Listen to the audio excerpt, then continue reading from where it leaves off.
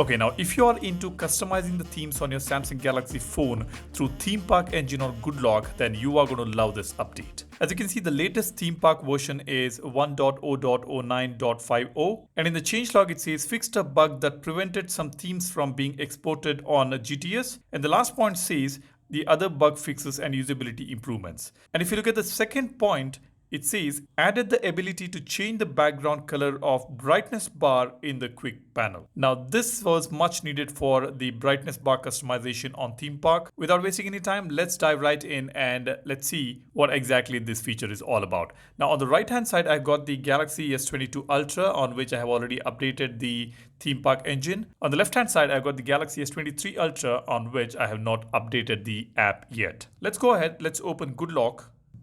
Here we have Theme Park Engine. Let's open this. We can also directly access Theme Park because it will be downloaded as app on the phone. So you can directly access it on the app tray.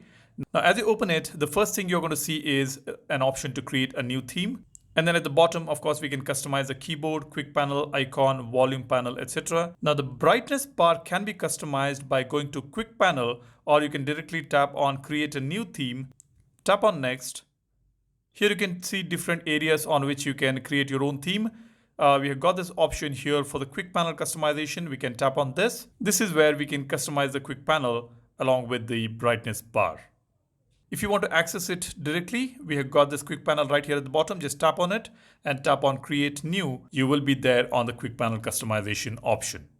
Now instantly you will notice on this brightness bar, on the previous version, we just had one circle over here. As you can see, we could only customize or change the color of the slider, not the slider background. But now on the latest version, you see we've got two circles here. One is for the slider, and then we have got the slider background customization as well. We can just tap on this to set a specific color and tap on OK to set the background color for the slider. This was something which was missing in the previous version. Earlier we could only see that grayed out background, which was kind of boring, and now we get to set a particular color on the brightness bar, which is just fantastic. So these small additions with every update keeps those customization folks really going. This may be a minor change, but for those of you guys who love customizing your quick panel, the entire theme on the phone, this is definitely a welcome change. Let me know, what do you think? Are you into customizing your quick panel or not? Drop a comment.